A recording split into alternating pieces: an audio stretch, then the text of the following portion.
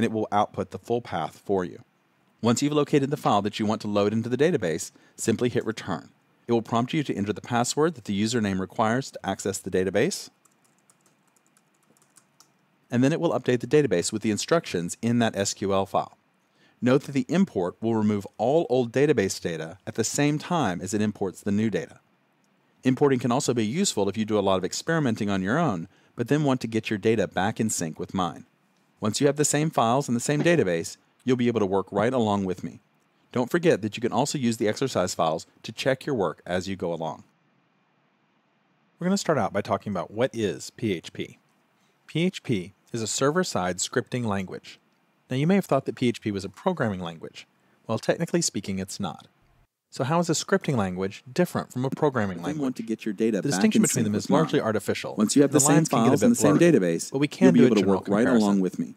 Don't forget that you can also use the exercise files to check your work as you It also usually runs a set of instructions by working down the page from the start We're going to start to out the by end. talking about what is It has little PHP. or no user interaction PHP after that initial is event. a server-side So scripting PHP language. script does not run Now you may have until thought a that web PHP page is was a requested. programming language. Then it launches, Well, technically speaking, follows it's its not. instructions from top to So bottom, how is a scripting and then language quits until different another from a action programming launches the language? script To get your again. data The back distinction in between them sync is with largely mine. artificial. Once you have the same runs even files when in the same not database, responding to we events. can do it to It work right continues to along with run me. and to wait Don't for forget that interaction. you can also use the Whether that exercise interaction files corresponds to to user check making your work choices as it also or from usually other runs a set programs of or instructions by working The down program the also page jumps around from the its start. instructions Start at out the by end, talking about so what that there's is often little not or a no clear user start and end point. And it often involves lots of user interaction. Photoshop is a good example of an application. After you launch it, it keeps running, waiting for more interactions or for you to tell it to quit. The tasks that it performs are not a linear set of instructions. It jumps around based on the task that you want to do at that particular moment. But as I said, the lines get blurry. As scripts get more complex, they start to resemble programs, and the simplest programs are basically just scripts. So you could say it's a distinction without a difference. But we still call PHP a scripting language. Now, what does it mean when we say PHP is server-side? When we talk about server-side and its opposite, client-side, what we're talking about is where the code does its work. Does the code run on our web server, which is server-side, or on the user's computer, which is client-side? The client side, when we're working with web pages, is the user's browser. As a contrast, JavaScript is an example of another popular scripting language, but JavaScript is a client-side scripting language. JavaScript code is sent to the user's browser, and then it does its work there. PHP code is never sent to the user.